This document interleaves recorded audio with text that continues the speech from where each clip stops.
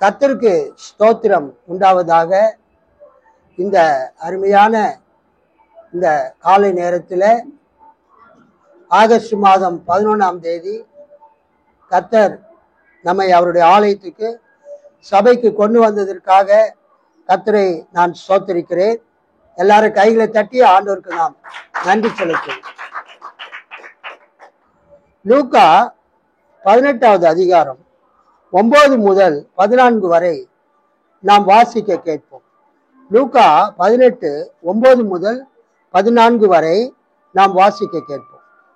அன்றியும் தங்களை நீதிமான்கள் என்று நம்பி மற்றவர்களை அற்பமா எண்ணின சிலரை குறித்து அவர் ஒரு உவமையை சொன்னார். 2 மனுஷர் ஜெபம் பண்ணும்படி தேவாலயத்துக்கு போனார்கள். ஒருவன் பரிசேயன், மற்றொருவன் ஆயக்காரன். பரிசேயன் என்று, தேவனே, நான் பரிகாரர், அநியாயக்காரர், விபச்சாரக்காரர் ஆகிய மற்ற மனுஷரை போலவும் இந்த ஆயக்காரனை போலவும் இராததினால் உம்மை ஸ்தோத்தரிக்கிறேன். வாரத்தில் 2 தரம் உபவாசிக்கிறேன். என் சம்பாத்தியத்தை எல்லாம் தசமமாக செலுத்துகிறேன் என்று தனக்குள்ளே ஜெபம் பண்ணினான். ஆயக்காரன் தூரத்திலே நின்று தன் கண்களையும் வானத்துக்கு நேரெடுத்து துணியாமல் தன் மார்பிலே அடித்துக் கொண்டு, தேவனே, பாவியாகிய என் மேல் கிருபையாயிரும் என்றான். அவன் அல்ல, இவனே நீதிமானாக்கப்பட்டவனாய் தன் வீட்டுக்கு திரும்பி போனான் என்று உங்களுக்கு சொல்லுகிறேன். ஏனெனில் தன்னை உயர்த்துகிற எவனும் தாழ்த்தப்படுவான், தன்னை தாழ்த்துகிற உயர்த்தப்படுவான் என்றார். அல்லேலூயா. கர்த்தருக்கு மகிமை உண்டாவதாக.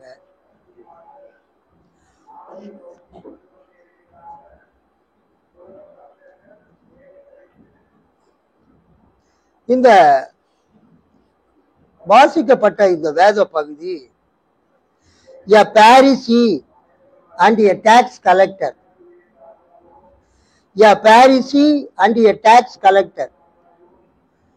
பரிசேயரும் வரி தண்டுபவரும் பற்றிய ஓமை. பரிசேயரும் வரி தண்டுபவரும் பற்றிய ஓமை. பரிசேயனும் ஆயக்காரனும் பற்றிய ஒரு ஓமை என்று நாம் பார்க்கிறோம். இயேசு கிறிஸ்து கூறியது இது ஒரு ஓமை. 2 பேர் தேவாலயத்துக்கு ஜெபம் செய்ய செல்கிறார்கள். எருசலேம் தேவாலயத்துக்கு மக்கள் காலையிலும் மாலையிலும் வந்து ஜெபிக்கிற பழக்கம் உண்டு. எருசலேம் தேவாலயத்தில் ஜனங்க எப்போ வந்து ஜெபம் பண்ணுவாங்க? காலையில மாலையில. Jewish people usually prayed there early in the morning and late in the afternoon. யூதர்கள் எருசலேம் தேவாலயத்தில் காலையில வந்து ஜெபம் பண்ணுவாங்க. பிற்பகல் மாலையில ஏறத்தாழ ஒரு 3 மணிக்கு மேல அவங்க வந்து ஜெபிக்கிற பழக்கம் அவங்களுக்கு இருந்தது.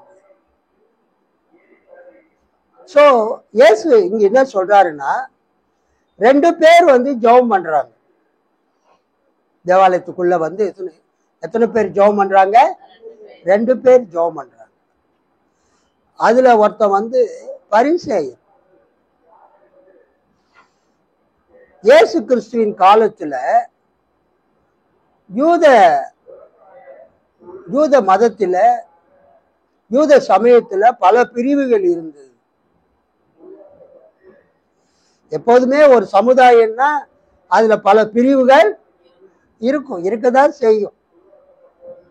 இயேசு கிறிஸ்து அந்த பாலஸ்தீன தேசத்துல பரிசேயர்கள், சதுசேயர்கள், வேத பாரகர்கள், எசேனேயர்கள், ஏரோதியர்கள், செலாத்தேயர்கள் என்கிற பல பிரிவுகள் இருந்தன யூத மக்களிடத்தில். அதுல மிக முக்கியமான ஒரு பிரிவு பரிசேயர்கள், இன்னொரு பிரிவு சதுசேயர்கள், வேதப்பாரகர். இங்கு இயேசு ஒரு பரிசேயன் தேவாலயத்தில் வந்து ஜெபிக்கிறதை குறித்து அவர் கூறுகிறார்.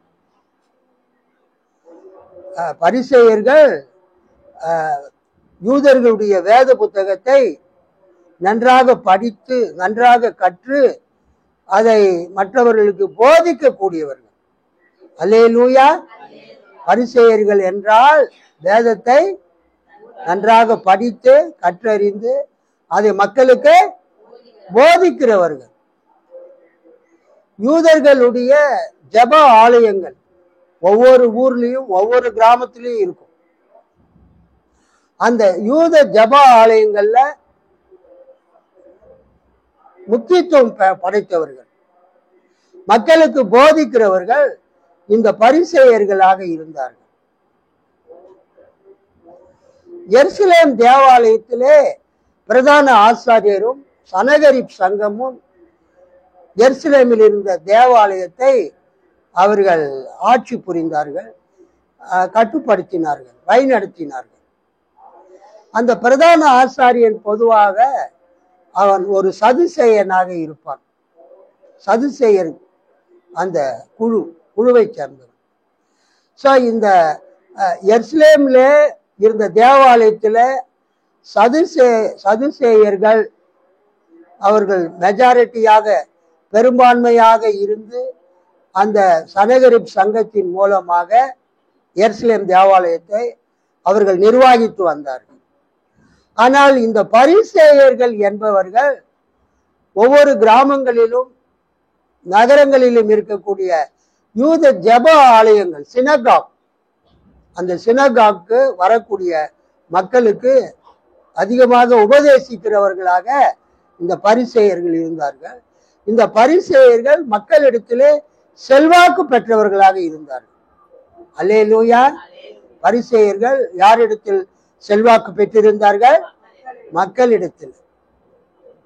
இந்த பரிசேயன் என்றாலே அது ஒரு உயர்வான வார்த்தையாய் அக்காலத்திலே கருதப்பட்டது. பாரிசி, செப்பரேட்டட் ஒன்ஸ், பிரிந்து வாழக்கூடியவர்கள், ஒரு ஒரு ஒரு செயின்ட்லி லைஃப், ஒரு பரிசுத்த வாழ்க்கையை வாழக்கூடியவர்கள் இந்த பரிசேயர்களாய் இருந்தார்கள். அல்லேலூயா. மக்கள் மத்தியிலே அவர்களுக்கு நல்ல பெயர் இருந்தது. பரிசேயர்கள் என்றால் மக்கள் வந்து அவங்களுக்கு மரியாதை கொடுத்தாங்க.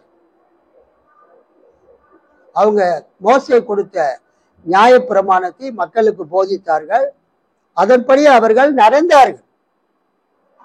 மக்கள் அவர்களுடைய ஒரு வேறுபாட்டின் ஜீவியம், ஒரு பரிசுத்த ஜீவியத்தை பார்த்து அந்த பரிசேயர்களுக்கு என்ன பண்ணாங்க?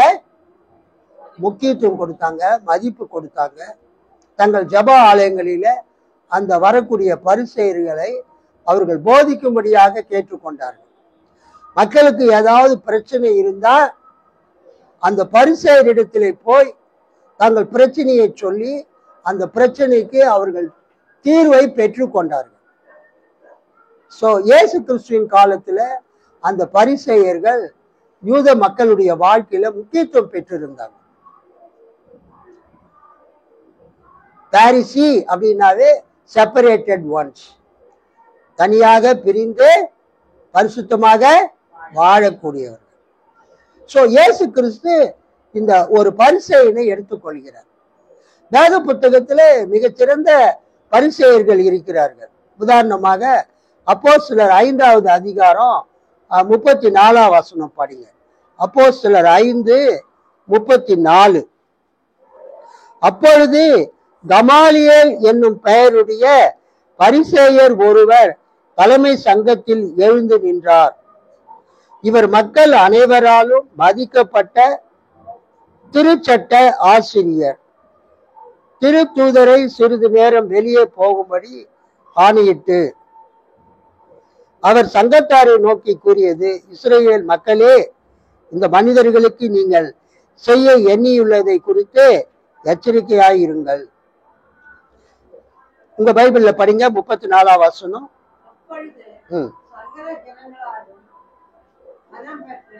சகல ஜனங்களாலும் கனம் பெற்ற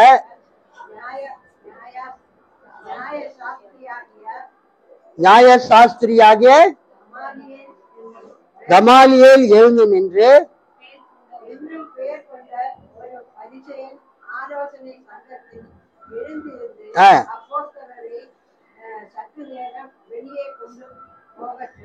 ஓகே ஓகே போதும். இந்த கமாலியேல் ஒரு பரிசேயர். அதுக்காக தான் உங்களை வாசிக்க சொன்னேன். பொதுவா பரிசேயர்கள் மக்கள் மத்தியிலே ஒரு நல்ல மதிப்பை பெற்றிருந்தார்கள். அதுல இந்த கமாலியேல் ஒரு பெரிய யாரு? அவரு பரிசேயர். அப்புறம் அவர் ஒரு நியாய சாஸ்திரி. கமாலியேல் என்னும் பெயருடைய பரிசேயர் ஒருவர் தலைமை சங்கத்தில் எழுந்து நின்றார். அந்த சனகரிப் சங்கத்தில் எழுந்து நிற்கிறார். இவர் மக்கள் அனைவராலும் மதிக்கப்பட்ட திருச்சட்ட ஆசிரியர். தட் மீன்ஸ் நியாயப்பிரமாணத்தை மக்களுக்கு போதிக்கக்கூடிய ஒரு ஆசிரியராக இந்த கமாலியேல் இருக்கிறார். கமாலியேல் நியாயப்பிரமாணத்தை மக்களுக்கு போதிக்கக்கூடிய ஒரு ஆசிரியர். அவர் யாரு? ஒரு பரிசேயர். அவர் ஒரு பரிசேயர். மக்களுக்கு மோசேயினுடைய அந்த நியாயப்பிரமாணத்தை போதிக்கக்கூடிய ஒரு நியாய சாஸ்திரி. இரண்டாவது, அவர் ஒரு பரிசேயர். அப்போஸ்தலர் 23:6 படிங்க. அப்போஸ்தலர் 23:6. பின்பு அவர்களில் சதுசேயர் ஒரு பங்கும் பரிசேயர் ஒரு பங்குமாய் இருக்கிறார்கள் என்று பவுல் அறிந்து, சகோதரரே, நான் பரிசேயனும் பரிசேயனுடைய மகனுமாய் இருக்கிறேன். மரித்தோருடைய உயிர்த்தெழுதலை பற்றி போதும் போதும் போதும். நான் ஏற்கனவே சொன்னேன், அந்த யூத சமுதாயத்துல ரொம்ப கனம் பெற்ற செல்வாக்கு பெற்ற ரெண்டு குழுவினர்கள். ஒருத்தவங்க பரிசேயர்கள், இன்னொருத்தவங்க சதுசேயர்கள். எருசலேம் தேவாலயத்தில் இருந்த அந்த நியாய சங்கத்தை, சனகரிப் சங்கத்தை நிர்வகித்தவர்களில் பெரும்பான்மையோர் சதுசேயர்கள். அந்த பிரதான ஆசாரியனே ஒரு சதுசேய வகுப்பை சேர்ந்தவர் சதுசேயர். இன்னொரு குழுவினர் பரிசேயர். சோ இந்த பரிசேயரும் சதுசேயரும் தான் அந்த எருசலேம் தேவாலயத்தை நிர்வகிக்கக்கூடிய அந்த ஆட்சி மன்ற குழுவில, அந்த சனகரிப் சங்கத்துல அவங்க இருந்தாங்க. இங்க பவுல் சொல்றாரு, நான் 23:6 சகோதரரே, நான் ஒரு பரிசேயன், பரிசேய மரபில் பிறந்தவன். அப்போஸ்தலனாகிய பவுல் தன்னை பற்றி சொல்றாரு, நான் ஒரு பரிசேயர். அல்லேலூயா. அந்த பரிசேயர்களுடைய குடும்பத்துல நான் பிறந்தவன் அப்படின்னு சொல்றேன். சோ இயேசு கிறிஸ்துவின் காலத்துல அந்த பாலஸ்தீன தேசத்துல மிகவும் செல்வாக்கு பெற்றிருந்த அந்த ரெண்டு குழுவில ஒரு குழுவினர் பரிசேயர்கள். அவங்க மக்களால ரொம்ப மதிக்கப்பட்டிருந்தாங்க. அல்லேலூயா. ஏன் அவங்க மக்களால மதிக்கப்பட்டிருந்தாங்க? அவங்க நியாயப்பிரமாணத்தின்படி வாழ்ந்தாங்க. நியாயப்பிரமாணத்தை, மோசேயின் நியாயப்பிரமாணத்தை மக்களுக்கு போதித்தாங்க. ஒவ்வொரு ஊர்லயும் இருந்த அந்த ஜெப ஆலயத்துல, சினகாகுல அவங்க மக்களுக்கு உபதேசம் பண்ணாங்க. மக்கள் தங்களுடைய பிரச்சனைகளை அவர்களிடத்திலே சொல்லி அதற்கு நியாயப்பிரமாணத்திலிருந்து ஆலோசனை பெற்றாங்க. அப்படிப்பட்ட ஒரு பரிசேயனை பற்றி இங்க நம்ம பார்க்கணும். ஒரு பரிசேயனும் ஒரு ஆயக்காரனும், வரி வசூல் செய்கிறவரும் தேவாலயத்துக்கு ஜெபம் பண்ண போனாங்க. எருசலேம் தேவாலயத்துக்கு போனாங்க. அப்ப அந்த பரிசேயன் எப்படி ஜெபம் பண்றான் அப்படின்னு அதுக்கு 9ஆம் வசனத்தை படிங்க. ஏன் இந்த வரி ஓமையை இயேசு சொல்றார்? தாங்கள் நேர்மையானவர் என்று நம்பி மற்றவர்களை இகழ்ந்து ஒதுக்கும் சிலரை பார்த்து இயேசு இந்த ஓமையை சொன்னார். Jesus told a story to some people who thought they were better than others and who looked down on everyone else. இயேசு சொல்றாரு, மற்றவங்களை விட நாங்க ரொம்ப நல்லவங்க என்று சிலர் நினைத்து கொண்டிருக்கிறாங்க. மற்றவர்களை தாழ்வா நினைக்கிறாங்க.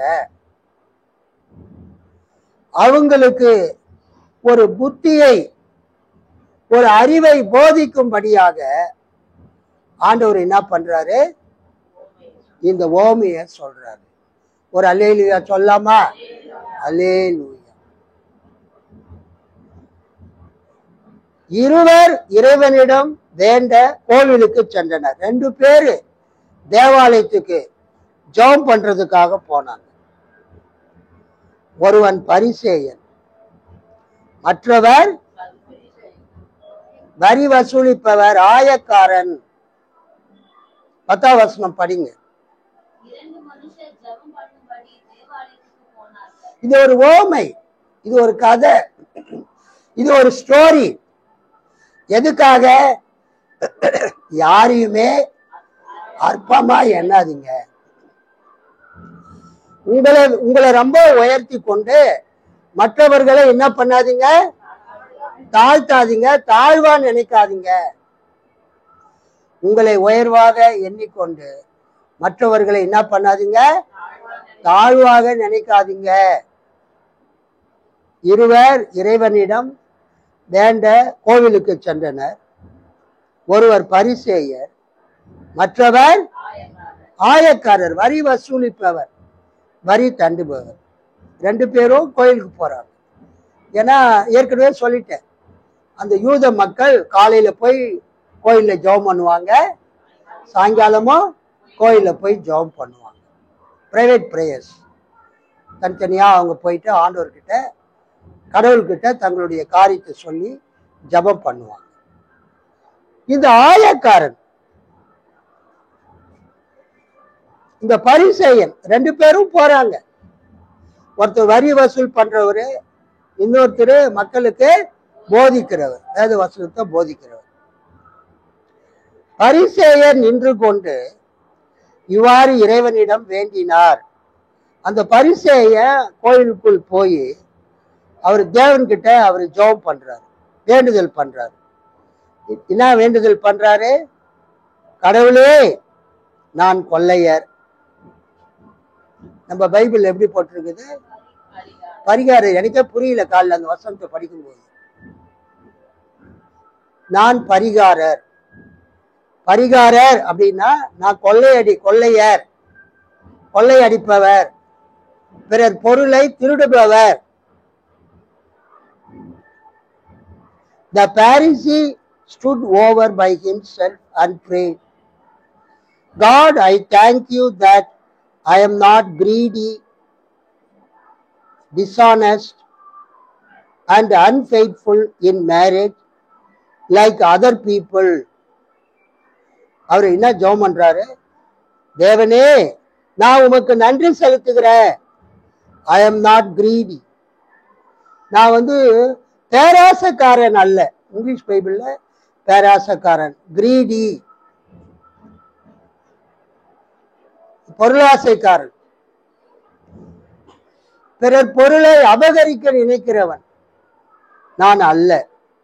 நான் கொள்ளையர், அப்புறம் நேர்மையற்றோர், டிஸ்ஆனஸ்ட்.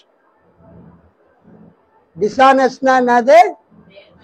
நேர்மை இல்லாம, அநீதியா, பிறர் பொருளை என்ன பண்ற ஆட்கள், அபகரிக்கிற ஒரு ஆள் கிடையாது. I am not a dishonest person, நேர்மையற்றவர். அப்புறம் விபச்சாரர், விபச்சாரக்காரர். I am not unfaithful in marriage like other people. மற்ற மக்களை போல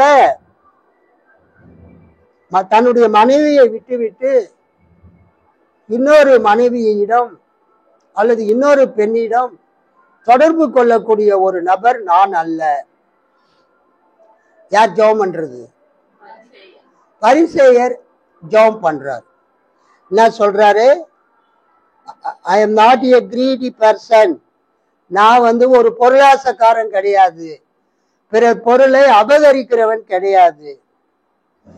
ஐ am not a dishonest person, ஒரு அநீதியான ஒரு ஆள் கிடையாது.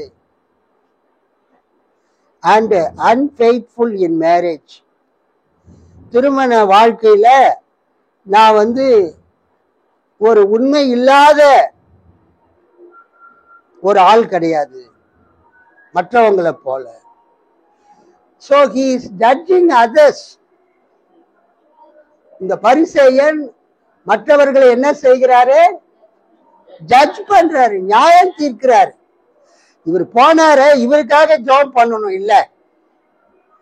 இப்ப நீங்க கோயிலுக்கு போனீங்கன்னா என்ன பண்ணுவீங்க?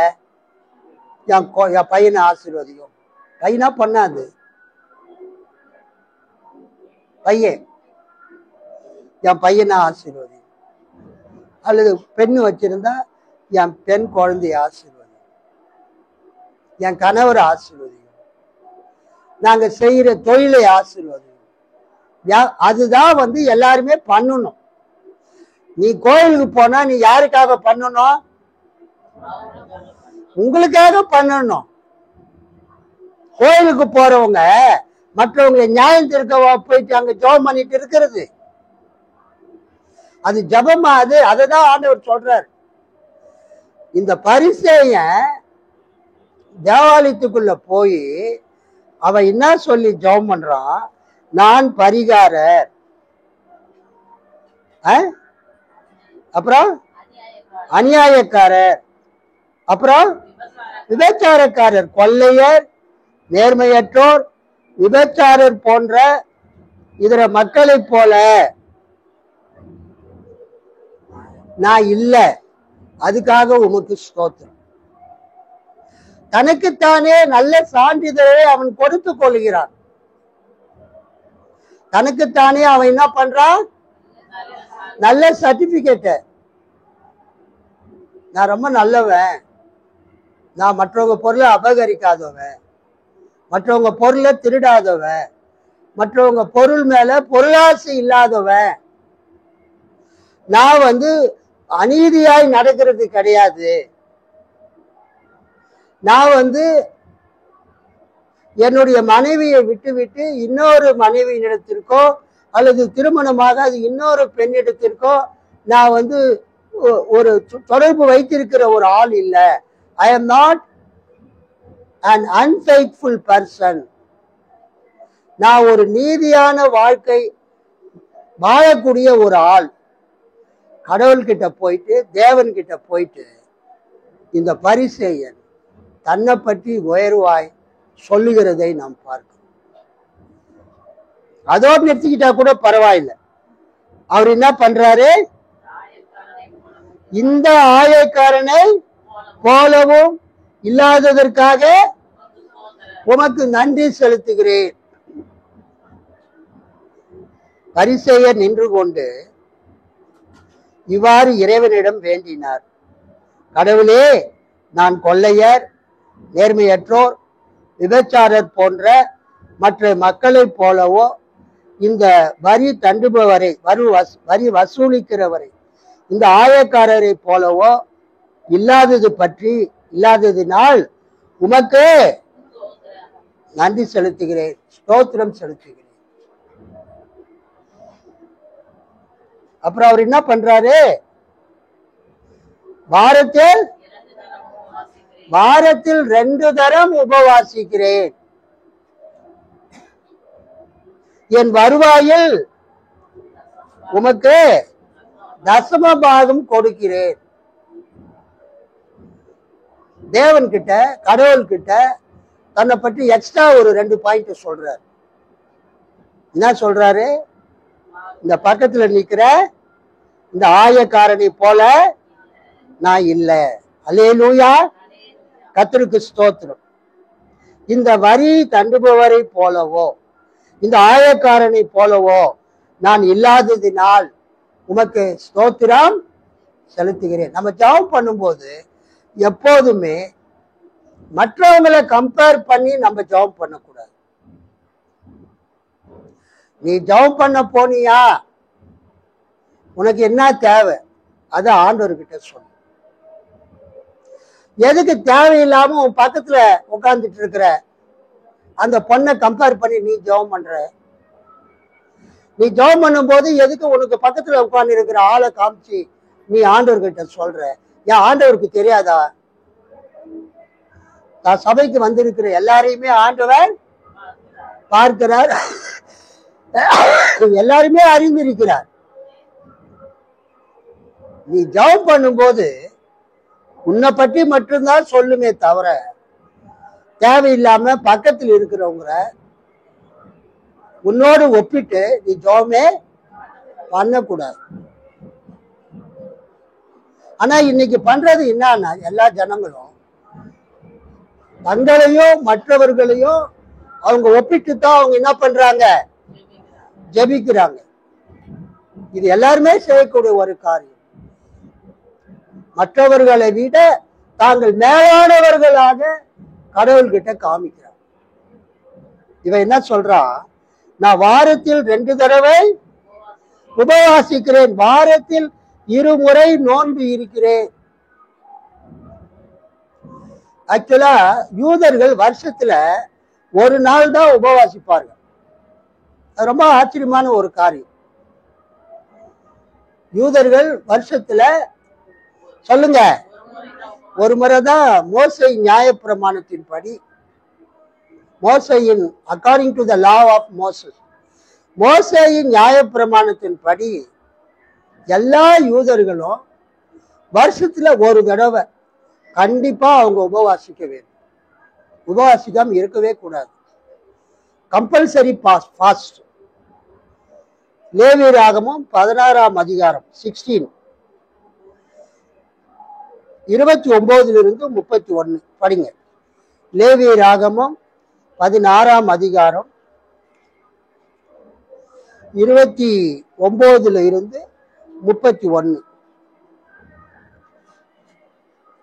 படிங்க. 7ஆம் மாதம் 10ஆம் தேதியிலே சுதேக்கியினாலும் உங்களுக்குள் தங்கும் பரதேசினாலும் தங்கள் ஆத்துமாக்களை தாழ்மைப்படுத்துவதுமின்றி ஒரு வேளையும் செய்யாமல் இருக்க வேண்டும். இது உங்களுக்கு நித்திய கட்டளையாய் இருக்க கடவுது. கர்த்தருடைய சந்நிதியில் உங்கள் பாவமெல்லாம் நீங்கி சுத்திகரிக்கும் படும்படி அந்நாளில் உங்களை சுத்திகரிக்கும் படு போட்டு உங்களுக்காக பாவ நிவர்த்தி செய்யப்படும். அது உங்களுக்கு அது விசேஷித்த ஓய்வு நாள். அதிலே உங்கள் ஆத்துமாக்களை தாழ்மைப்படுத்த கடவீர்கள். இது நித்திய கட்டளை. அபிஷேகம் பெற்ற 31 வரைக்கும். The Lord told Moses to say to the people, மக்களுக்கு கூறும்படியாக கர்த்தர் மோசேக்கு கூறுகிறார். On the 10th day of the 7th month, 7ஆம் மாதம் 10ஆம் தேதியிலே, 7th month, அந்த மாசத்துக்கு பேரு திஸ்ரி, ஆல்சோ கால்டு எத்தானீம். 7ஆம் மாதம் 10ஆம் தேதிக்கு பேரு திஸ்ரி. அதுக்கு இன்னொரு பேரும் இருக்குது, எத்தானீம். The 7th month of the Hebrew calendar, எபிரேயர்களுடைய நாட்காட்டியில காலண்டர்ல அந்த 7வது மாதத்துக்கு பேரு Tishri. From about mid September to mid October, September மாத நடுவில் இருந்து அக்டோபர் மாதம் நடு வரைக்கும், அதாவது செப்டம்பர் 15 இருந்து அக்டோபர் 15 வரைக்கும் வரக்கூடிய அந்த யூதர்களுடைய மாதம் வந்து 7வது மாதம். அந்த மாதத்துக்கு என்ன பேரு? திஸ்ரி. அதுக்கு இன்னொரு பேரு எத்தானீம். அது எபிரேயர்களுடைய நாட்காட்டியில கேலண்டர்ல 7வது மாதம்.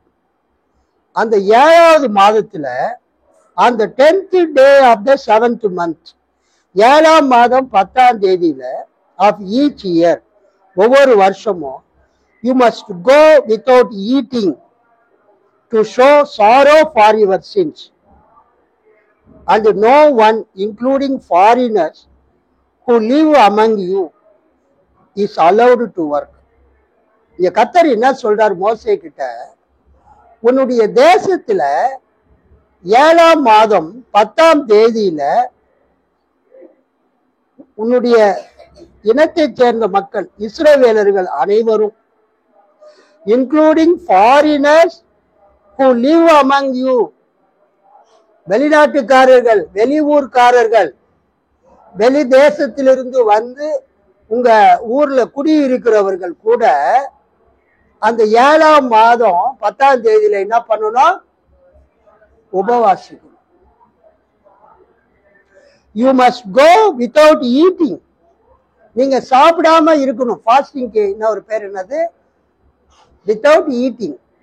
You must go without eating to show sorrow for your sins. உங்களுடைய பாவங்களுக்காக நீங்கள் வருந்தும்படியாக நீங்க அந்த 7ஆம் மாதம் 10ஆம் தேதியில உபவாசிக்கணும். அல்லேலூயா.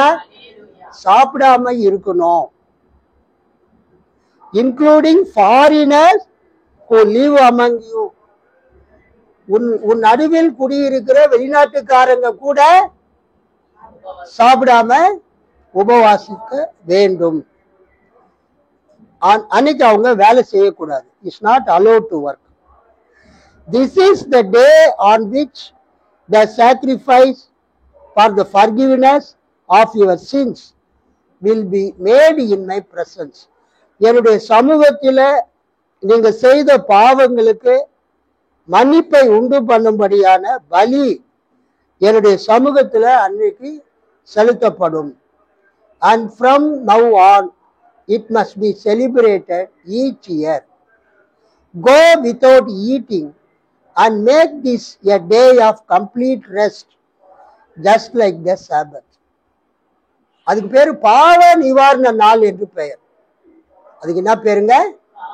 பாவ நிவாரண நாள், டே ஆஃப் அட்டோன்மெண்ட். இஸ்ரவேல் மக்கள் கம்பல்சரியா, கட்டாயமா ஒரு நாள் முழுவதும் சாப்பிடாம இருந்து வேலை செய்யாம இருந்து கர்த்தரை நோக்கி ஜெபிக்க வேண்டும் என்று கர்த்தர் சொன்ன நாள் ஒவ்வொரு வருஷமும் 7ஆம் மாதம் 10ஆம் தேதி. அந்த மாசத்துக்கு பேரு என்னதுங்க? திஸ்ரி. திஸ்ரி மாதம் அல்லது எத்தானீம் மாதம். எத்தானீம் மாதம், திஸ்ரி மாதம், எத்தானீம் மாதம் அந்த யூதர்களுடைய எபிரேயர்களுடைய 7வது மாதம் 10ஆம் தேதியில இஸ்ரவேலர்கள் அனைவரும் ஒரு நாள் முழுவதும் சாப்பிடாம இருக்கும்.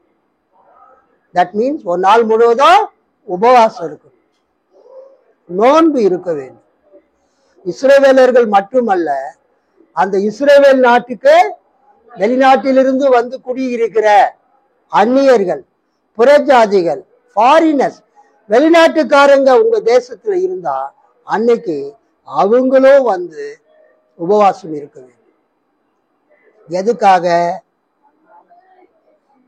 This is the day on which the sacrifice for the forgiveness of your sins will be made in my presence. என்னுடைய சமூகத்திலே உங்களுடைய பாவங்கள் மன்னிக்கப்படும்படியான அந்த பலி செலுத்தப்படக்கூடிய நாள். அந்த 10ஆம் நாள் 10ஆம் தேதி அன்னைக்கு உங்கள் பாவங்கள் மன்னிக்கப்படும்படியாக பலி செலுத்தப்படும் என் சமூகத்தில். அந்த நாளுக்கு பேரு தமிழ்ல பாவ நிவாரண நாள், day of atonement. So whole நியாயப்பிரமாணத்திலேயும் கர்த்தர் இஸ்ரவேல் மக்களுக்கு வருஷத்துல எத்தனை நாள் உபவாசம் பண்ண சொல்லி இருக்கிறாரு? ஒரு நாள் தான். இதான் உண்மை. கர்த்தர் எத்தனை நாள் உபவாசம் பண்ண சொல்லி இருக்கிறாரு? ஒரு நாள் உபவாசம் பண்ண சொல்லி இருக்கிறார். பாவ கழுவாய், பாவங்கள் மன்னிக்கப்படுவதற்காக, நீ மனம் திரும்புவதற்காக, உனக்காக அந்த பாவ நிவாரண நாளிலே அந்த பலி செலுத்தப்படும். பாவ நிவாரண பலி. கர்த்தருக்கு ஸ்தோத்திரம். அந்த அட்டோன்மெண்ட், டே ஆஃப் அட்டோன்மெண்ட். ஆனா இவன் என்ன சொல்லி ஜெபம் பண்றா? வாரத்துல 2 தடவை நான் உபவாசிக்கிறேன். ஏன்னு சொன்னா இதே வசனம் லேவியராகமம் 23:27 இருக்குது. வேற ஒருத்தர் படிங்க. லேவியராகமம் 23:27.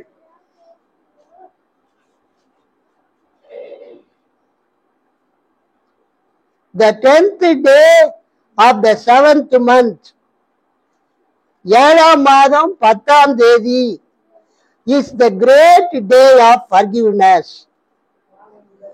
மக்களுடைய பாவங்களை மன்னிக்கக்கூடிய மாபெரும் நாள், the great day of forgiveness. மக்களுடைய பாவங்கள் மன்னிக்கப்படக்கூடிய மாபெரும் நாள். கர்த்தருக்கு ஸ்தோத்திரம். கிரேட் டே ஆஃப் ஃபர்கிவ்னஸ், பாவ நிவாரண நாள்.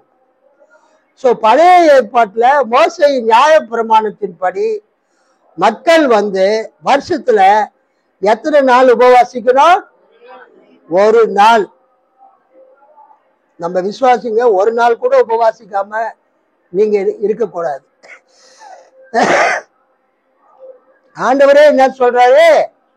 உன் பாவம் மன்னிக்கப்படும்படியா ஒரு நாள், ஒரு நாளாவது இல்ல, கம்பல்சரியா ஒரு நாள் நீ உபவாசிக்கணும்னு கர்த்தர் இஸ்ரவேல் மக்களுக்கு சொல்றாரு. கிறிஸ்தவங்களுக்கு கிடையாது. யாருக்கு சொல்றாரு? இஸ்ரவேல் மக்களுக்கு, யூத மக்களுக்கு. சோ லேவியராகமம் 16:29-31, 23-27 ஆகியவைகள் பாவ நிவாரண நாளை குறிக்கிறது.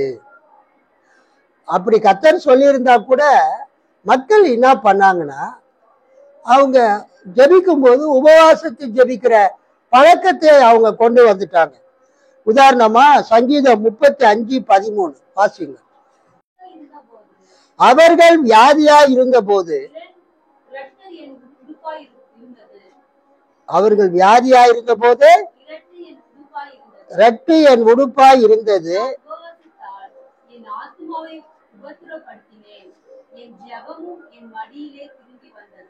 When they were sick, I wore sackcloth and went without food, that is fast. I truly prayed for them. So ஜெபிக்கும் போது அவங்க உபவாசித்து ஜெபித்தாங்க. யாராவது உடம்பு சரியில்லைன்னா, நோய்வாய்ப்பட்டு இருந்தா ஜெபிக்கிறவங்க எப்படி ஜெபிக்கணும்? உபவாசம் இருந்து ஜெபிக்கணும். ஏன்னா பிறர் மேல் வைத்திருக்கிற கரிசனை. ஒருத்தர் மேல நீங்க கரிசனையா இருக்கிறீங்க, ஒருத்தவங்க உடம்பு சரியில்லாம இருக்கும்போது நீங்க ஜெபம் பண்றீங்கன்னா, ஒரு வேளை சாப்பிடாம இருந்து, உபவாசம் இருந்து, சாப்பிடாம இருந்து, யாரு நோயிட்டு இருக்கிறாங்களோ அவங்களுக்காக நீங்க என்ன செய்யலாம்? ஜெபிக்கலாம். சங்கீதம் 35:13. மனம் திரும்பும் போது சாப்பிடாம இருந்து உபவாசித்து ஜெபிக்கலாம். 1 ராஜாக்கள் 21வது அதிகாரம் 27ஆம் வசனம். 1 ராஜாக்கள் 21வது அதிகாரம் 27வது வசனம் படிங்க. ஆதாம் இந்த வார்த்தைகளை கேட்ட பொழுது தன் வஸ்திரங்களை கிழித்து தன் தன்னுடைய சரீரத்தின் மேல் சரீரத்தின் மேல் ரெட்டை போர்த்து கொண்டு உபவாசம் பண்ணி ரெட்டிலே படுத்து தாழ்மையாய் நடந்து கொண்டான். கர்த்தருக்கு ஸ்தோத்திரம்.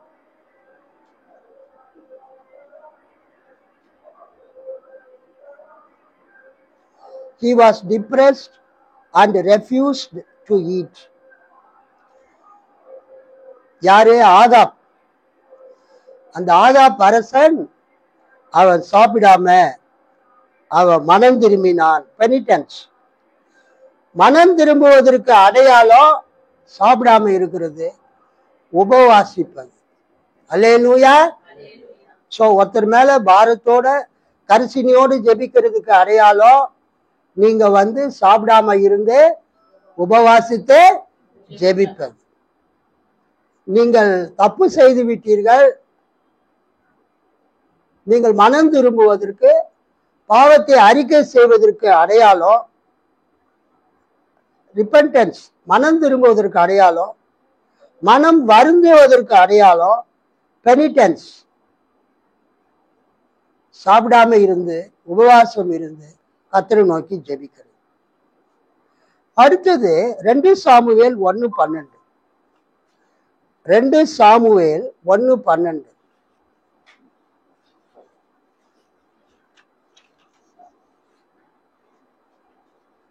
சவுலும் அவன் குமாரனாகிய யோனத்தானும் கர்த்தருடைய ஜனங்களும் இஸ்ரவேல் குடும்பத்தாரும் பட்டயத்தாலே விழுந்தபடியினால் புலம்பி அழுந்து சாயங்காலம் மட்டும் உபவாசமாய் இருந்தார்கள். பாத்தீங்களா? சவுலும் சவுலுடைய மகன் ஜோனத்தானும் அந்த இஸ்ரவேலர்களும் எதிரிகளால வெட்டப்பட்டு மரித்ததினால அந்த இஸ்ரவேல் மக்கள் என்ன பண்ணாங்க? துக்கப்பட்டு ஒரு நாள் முழுவதும் சாப்பிடாம உபவாசம் செய்தார்கள். They cried all day long and would not eat anything. ஒரு நாள் முழுவதும் அவங்க அழுதாங்க, ஒரு நாள் முழுவதும் எதையுமே சாப்பிடல. துக்கம் உண்டான போது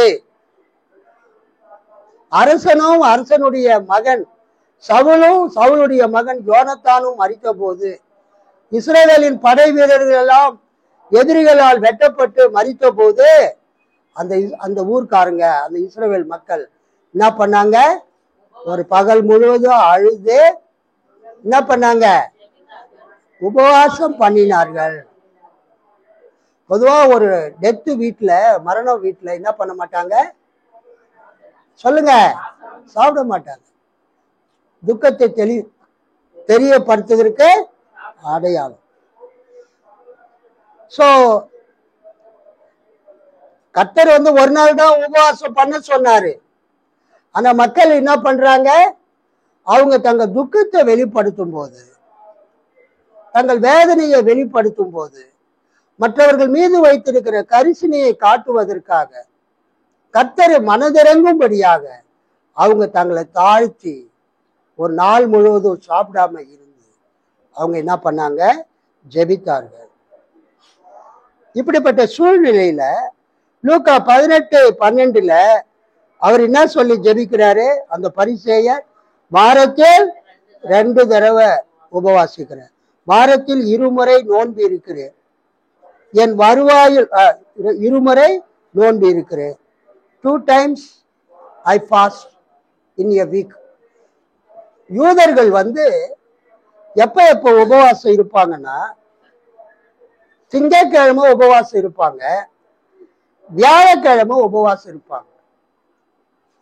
யூதர்கள் என்னைக்கு உபவாசம் இருப்பாங்க? திங்கட்கிழமை, வியாழக்கிழமை உபவாசம் இருப்பாங்க. யூதர்களுக்கு ஓய்வு நாள் சனிக்கிழமை. யூதர்களுக்கு ஆராதனை நாள் சனிக்கிழமை, 7ஆம் நாள். அதனால அவங்க என்ன பண்ணுவாங்கன்னா, ஞாயிற்றுக்கிழமை உபவாசிக்க மாட்டாங்க, திங்கட்கிழமை உபவாசிப்பாங்க. செவ்வாய்க்கிழமை புதன்கிழமை உபவாசிக்க மாட்டாங்க, வியாழக்கிழமைகளில உபவாசிப்பாங்க. சோ யூதர்களுடைய அந்த இயேசு கிறிஸ்துவின் காலத்துல பரிசேயர்கள் அவங்க யூத மக்களுக்கு போதிச்சாங்க. பழைய ஏற்பாட்டுல கர்த்தரு வருஷத்துக்கு ஒரு தடவை உபவாசம் பண்ணா போதுன்னு சொன்னாரு. ஆனா நீங்களாம் பாவத்திலே வாழ்ந்துட்டு இருக்கிறீங்க, அதனால நீங்க வருஷத்துக்கு ஒரு தடவை உபவாசம் பண்ணி பாவரிக்கை பண்ணா போதாது, நீங்க வாரத்துக்கு 2 நாள் என்ன பண்ணணும், உபவாசம் பண்ணி திங்கட்கிழமையும் வியாழக்கிழமையும் நீங்க உபவாசம் பண்ணி ஆண்டவர்கிட்ட பாவத்தை அறிக்கை செய்யணும் அப்படின்னு இது பரிசேயர்கள் போதித்திருந்தாங்க. யாருக்கு? யூத மக்களுக்கு. அதன்படி அந்த பரிசேயன் சொல்றான், நான் வாரத்துல 2 தடவை என்ன பண்றேன், உபவாசிக்கிறேன். அதோட அவன் என்ன பண்றான்னா, எனக்கு வரக்கூடிய எல்லா வருமானத்திலும் நான் என்ன பண்றேன், தசம பாகம் செலுத்துகிறேன். ஒரு அல்லேலூயா சொல்லாமா? லேவி ராகமம் 27 அதிகாரம்.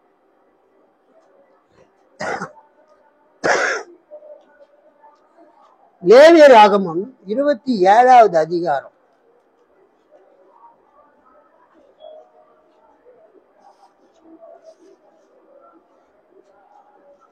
முப்பதிலிருந்து 33 வரைக்கும் படிங்க. தேசத்திலே நிலத்தின் வித்திலும் விருட்சங்களின் கனியிலும் தசமபாகம் எல்லாம் கர்த்தருக்கு உரியது, அது கர்த்தருக்கு பரிசுத்தமானது. ஒருவன் தன் தசமபாகத்திலே எவ்வளவாவது மீட்டுக் கொள்ள மனதா இருந்தானால் அதனுடன் 5இல் ஒரு பங்கை கூட்டி கொடுக்க கடவன். கேளியின் கீழ்பட்ட ஆடு மாடுகளிலே 10இல் ஒரு பங்கா இருக்கிறதெல்லாம் கர்த்தருக்கு பரிசுத்தமானது. 10இல் 1 அது நல்லதோ இழப்பமானதோ என்று அவன் பார்க்க வேண்டாம், அதை மாற்றவும் வேண்டாம். மாற்றினால் அதுவும் அதற்கு பதிலாக கொடுக்கப்படுமாகிய 2ம் பரிசுத்தமாகும். இது மீட்கப்பட அவர்களுடைய சொல் என்றார். இஸ்ரவேல் புத்திரருக்கு சொல்லும்படி கர்த்தர் சீனாய் மலையிலே மோசேக்கு விதித்த கட்டளைகள் இவைகளே.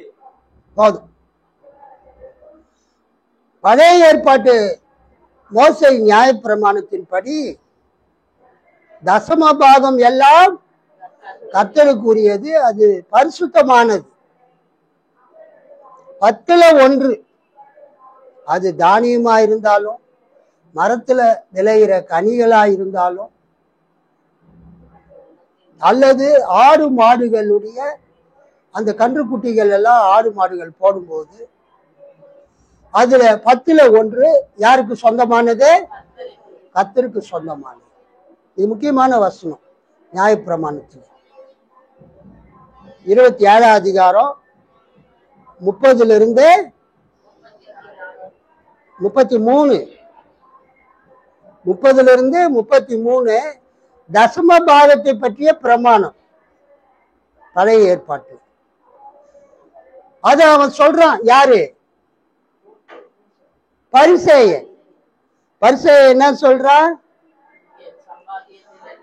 வாரத்தில் 2 முறை நோன்பு இருக்கிறேன், வாரத்தில் 2 முறை நான் உபவாசம் இருக்கிறேன், என்னுடைய சம்பாத்தியத்தில் எல்லாம் தசம பாகம் செலுத்தி வருகிறேன், என் வருவாயில் எல்லாம் 10ல் 1 பங்கை கொடுக்கிறேன்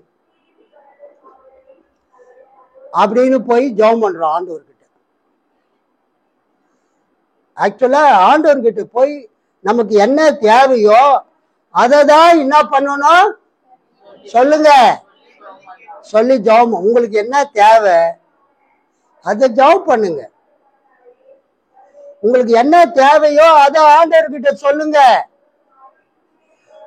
Don't compare yourself with others.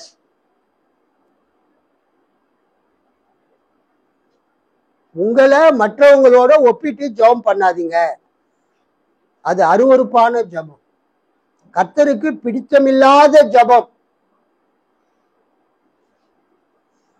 ஆண்டவர்கிட்ட போய் உங்களை மேன்மைப்படுத்திக்காதீங்க. ஆண்டவர்கிட்ட போய் உங்களை உயர்வா நீங்க உங்களை பேசாதீங்க.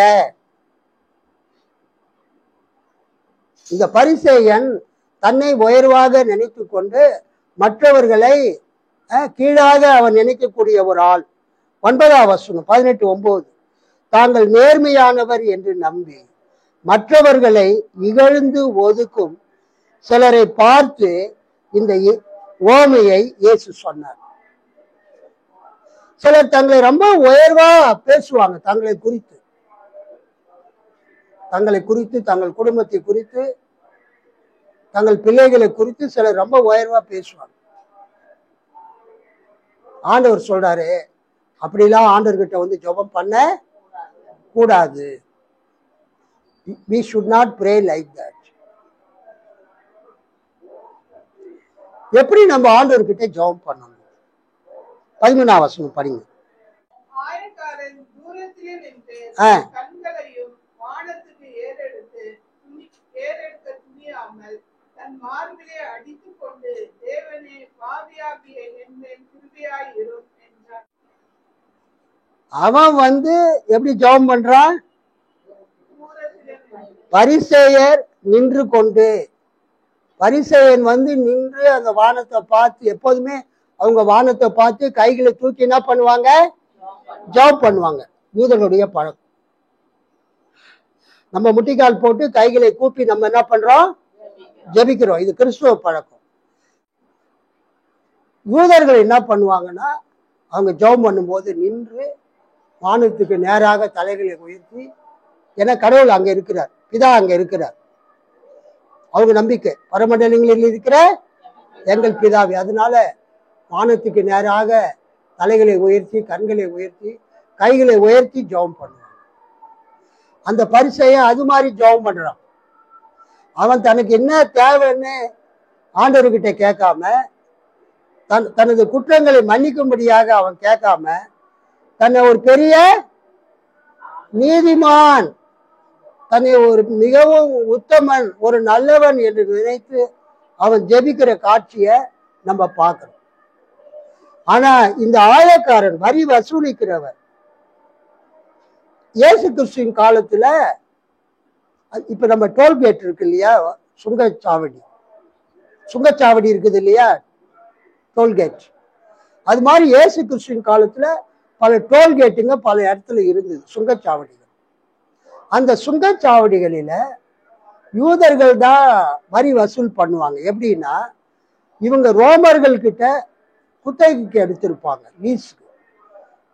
நிறைய பணத்தை கொடுத்து இந்த டோல்கேட்ல, இந்த சுங்கச்சாவடியில நாங்க வரி வசூல் பண்றோன்னு அவங்க லீஸுக்கு எடுத்திருப்பாங்க, குத்தகைக்கு எடுத்திருப்பாங்க. ஒரு அமௌண்ட்டை ரோம கவர்மெண்ட்டுக்கு கொடுத்துட்டு இவங்க அந்த சுங்கச்சாவடியில அந்த அந்த வழியா வரவங்க போறவங்க கிட்ட நிறைய வரி வசூல் பண்ணுவாங்க. அவங்களுக்கு பேரு ஆயக்காரர்கள் என்று பெயர். அல்லேலூயா. இயேசுவின் சீடன் மத்தேயு, அவனுக்கு இன்னொரு பேரு லேவி. அவன் கூட அந்த சுங்கச்சாவடியில அந்த ஆயக்காரனாக அவன் என்ன பண்றான்? வரி வசூலித்து கொண்டிருந்தான் இவன். அதனால யூதர்கள் இந்த வரி வசூலிக்கிறவர்களை ரொம்ப தாழ்வாக நினைத்தார்கள். லூக்கா 15:1 பாருங்க. லூக்கா 15:1. லூக்கா 15:1. சகல ஆயக்காரரும் பாவிகளும் அவருடைய வசனங்களை கேட்கும்படி அவரிடத்தில் வந்து சேர்ந்தார்கள். போதும். சகல ஆயக்காரர்களும் பாவிகளும், கடவுளுடைய வசனத்தை கேட்டு அதன்படி நடக்காத பாவிகளும், ரோமர்களுக்கு நிறைய பணத்தை கொடுத்துட்டு வரி வசூலிக்கிற உரிமையை, டோல்கேட்ல சுங்கச்சாவடியில வரி வசூலிக்கிற உரிமையை பெற்றவர்களோ அவங்க என்ன பண்ணாங்க? இயேசு கிட்ட வந்தாங்க. பரிசேயர்கள் சதுசேயர்களும் இயேசு கிட்ட வந்தாங்க. மக்களாலே வெறுக்கப்பட்ட ஆயக்காரர்களும் பாவிகளோ இயேசு கிட்ட வந்தாங்க. இப்ப இந்த ஆயக்காரன் ஒரு யூதனாய் இருந்தாலும் மற்ற யூதர்களால் அவன் வெறுக்கப்படுவதற்கு காரணம் என்ன? அவன் ரோமர்கள் கிட்ட இருந்து அந்த சுங்கச்சாவடியில வரி வசூல் பண்ற அந்த வேலைய குத்தகைக்கு எடுத்து இருந்தான். பொதுவா வரி வசூல் பண்றவங்க 100 ரூபாய் வரி வசூல் பண்ணணும்னா 400 ரூபாய் வசூல் பண்ணுவாங்க. எவ்வளவு வசூல் பண்ணுவாங்க? எவ்வளவு வசூல் பண்ணணும்? ஆனா இவங்க எவ்வளவு வாங்குவாங்க? 4 மடங்கு அதிகமா வாங்குவாங்க. அப்போ மற்ற யூதர்கள் என்ன பண்ணுவாங்கன்னா இந்த ஆயக்காரர்களை வெறுப்பாங்க. அநியாயம் பண்றான், 100 ரூபாய் வாங்க வேண்டியதுக்கு எவ்வளவு வாங்குறான்? 400 ரூபாய் வாங்குறான். மக்களை வதைக்கிறான். இவன் நல்லா இருப்பானா? இவன் குடும்பம் நல்லா இருக்குமா?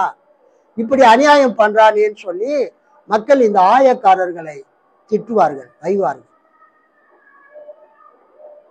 இந்த ஆயக்காரன் தான் பாவின்னு அவனுக்கு தெரியுது.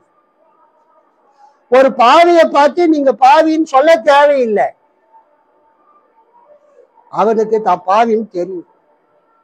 அல்லேலூயா. ஒரு பாவியை பார்த்து நீ பாவின்னு சொல்லிட்டு யாரும் தீர்க்கதரிசனம் சொல்ல தேவையில்லை. அவன் பாவின்னு அவன் மனசாட்சிக்கே தெரியும். ஏன்னா ஒவ்வொரு ஆளுக்கும் கர்த்தர் மனசாட்சி கொடுத்திருக்கிறார். ஒவ்வொருவருடைய மனசாட்சியும் கர்த்தர் தந்த தீபமாய் இருக்கிறது. ஒவ்வொருவருடைய மனசாட்சியிலும் ஆண்டவர் பேசுகிறார். ஒருத்தர் நல்லவரா கெட்டவரான்னு நீங்க சொல்ல தேவையில்லை. யார் சொல்லும்? அவங்க மனசாட்சி சொல்லும். ஒரு ஆணையோ ஒரு பெண்ணையோ பார்த்து நீ பாவின்னு சொல்லவே தேவையில்லை. அவங்க பாவியா இல்லையான்னு அவங்க மனசாட்சி சொல்லும்.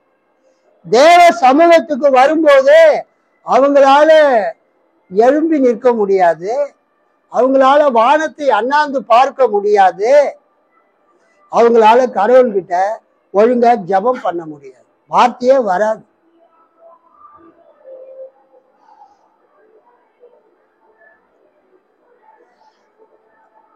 ஆனால் 13ஆம் வசனம், வரி தண்டுபவர், அந்த வரி வசூலிப்பவர் தொலைவில் நின்று, ஆலயத்துக்குள்ள கூட அவர் என்ன பண்ணல, வரல, தொலைவில் நின்று கொண்டு வானத்தை அண்ணாந்து பார்க்க கூட துணியாமல். நான் சொன்னேன், கிறிஸ்தவங்க எப்படி ஜெபம் பண்ணுவாங்க? நெடுமுழங்கால் படியிட்டு. இப்ப அதெல்லாம் மாறிக்கிட்டே வருது. இந்த டான்ஸ் ஆடுற பழக்கம் எப்ப சபைக்கு வந்ததோ, என்னதுங்க, வர்ஷிப் என்ற பேர்ல தேவாலயத்துல கைத்தட்டி பாட்டு பாடி இந்த டான்ஸ் ஆடுற பழக்கம் என்னைக்கு வந்ததோ அன்னைக்கே நல்ல நல்ல கிறிஸ்தவ மாண்புகள் எல்லாம் அழிந்து கொண்டு வருகிறது. நல்ல வேலை நம்ம சபையில அது மாதிரி பழக்கத்தை நான் ஊக்குவிக்கல.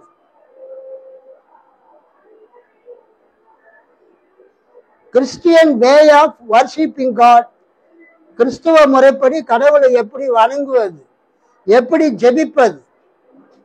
நீங்க தேவாலயத்துல ஜெபிக்கும் போது முழங்கால் போட்டு, பெண்களா இருந்தா முக்காடு போடணும். பெண்கள் முக்காடு போடாம சபையில நீங்க உட்காரக்கூடாது. பழைய காலத்து சர்ச்செல்லாம் நீங்க பாருங்க, பெண்கள் பயபக்தியா உட்கார்ந்துட்டு இருப்பாங்க சர்ச்சில். இன்னைக்கு பேஸ்புக்ல சர்ச்சில் உட்கார்ந்துட்டு இருக்கிறவங்க முக்காடு போட்டு இருக்கிறாங்கன்னு போட்டோ வருது.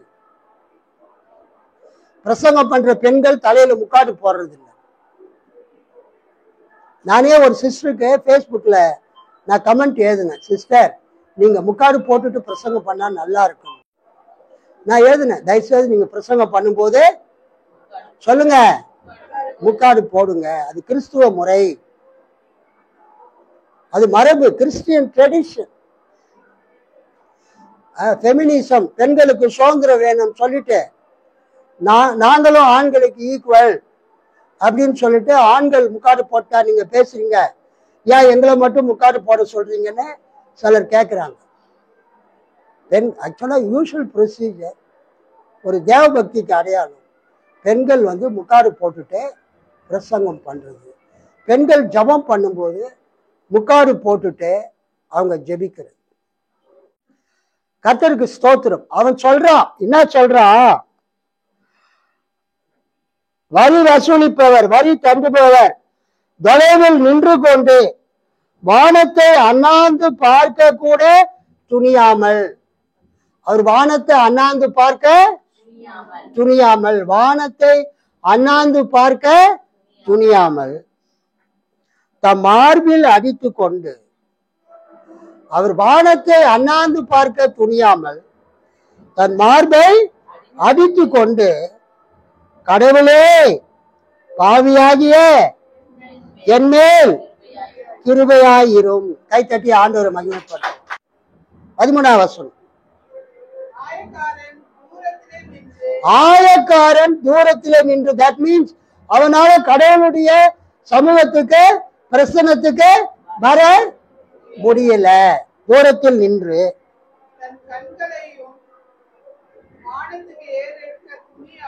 தன் கண்களை வானத்துக்கு ஏறெடுக்க துணியாமல், தட் மீன்ஸ் அவனுக்கும் கடவுளுக்கும் நல்ல உறவு இல்லை. அவனால கடவுளை நிமிந்து பார்க்க முடியல. யூசுவலா யூதர்கள் எப்படி ஜெபம் பண்ணுவாங்க?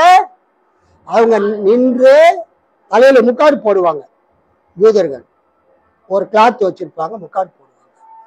வானத்தை அண்ணாந்து பார்த்து கைகளை உயர்த்தி கர்த்தரை நோக்கி ஜெபம் பண்ணுவாங்க. ஆனா இவன் என்ன பண்றான்? அவன் அதெல்லாம் செய்யல. அவன் வானத்தை அண்ணாந்து பார்க்க கூட துணியாமல் தன் மார்பிலே அடித்து கொண்டு என்ன ஜெபம் பண்றா?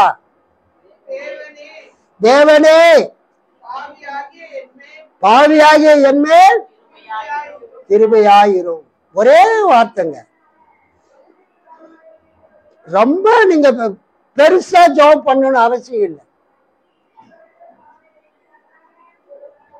ஒரு sentence prayer. But Jesus commented that prayer. ஒரே ஒரு சென்டென்ஸ் தான் அவன் ஜெபிக்கிறான். ஆண்டவரே பாவியாகிய என்மேல் கிருபையாயிரும், கடவுளே பாவியாகிய என் மீது இறங்கி அருளும் என்றார். 14ஆம் வசனம் படிங்க. அவன் அல்ல, அவன் அந்த பரிசேயர் அல்ல, இவனே இந்த ஆயக்காரனே நீதிமானாக்கப்பட்டவனாய் பாவம் மன்னிக்கப்பட்டவனாய் தன் வீட்டுக்கு திரும்பி போனான் என்று உங்களுக்கு சொல்லுகிறேன். ஏனெனில் தன்னை உயர்த்துகிற எவனும் தாழ்த்தப்படுவான், தன்னை தாழ்த்துகிறவன் உயர்த்தப்படுவான் என்றார். அல்லேலூயா, அல்லேலூயா, அல்லேலூயா. கர்த்தருக்கு ஸ்தோத்திரம். நம்ம ஜெபம் பண்ணும்போது நம்மள உயர்த்தி ஜெபம் பண்ணக்கூடாது, தாழ்த்தி ஜெபம். நம்ம பாவம் பண்ணி இருந்தா கூட நம்ம பாவத்தை ஆண்டவர்கிட்ட அறிக்கை செய்தார், ஆண்டவர் மன்னித்து நம்ம ஏற்றுக்கொள்வார். கைகளை தட்டி ஆண்டவர் மன்னிப்பார்.